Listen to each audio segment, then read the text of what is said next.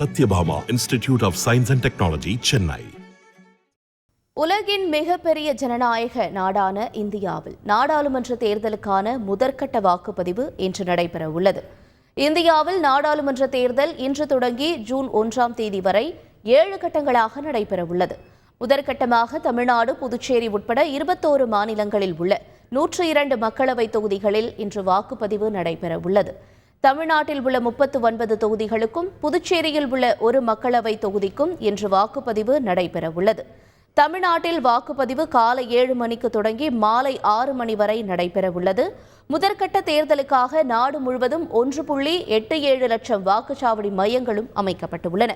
16.63 கோடி பேர் வாக்களிக்க தகுதி பெற்றுள்ளனர். தமிழ்நாட்டில் திமுக, காங்கிரஸ் தலைமையிலான இந்தியா கூட்டணி, அதிமுக தலைமையிலான கூட்டணி, பாஜக தலைமையிலான தேசிய ஜனநாயக கூட்டணி, நாம் தமிழர் கட்சி என 4 அணிகளாக அரசியல் கட்சிகள் தேர்தலில் இறங்கியுள்ளன. தமிழ்நாட்டில் மொத்தமுள்ள 39 தொகுதிகளில் 950 வேட்பாளர்கள் களத்தில் உள்ளனர். தமிழ்நாட்டை பொறுத்தவரை மொத்தம் 6.23 லட்சம் பேர் வாக்களிக்க உள்ளனர். Sathyabama Institute of Science and Technology, Chennai.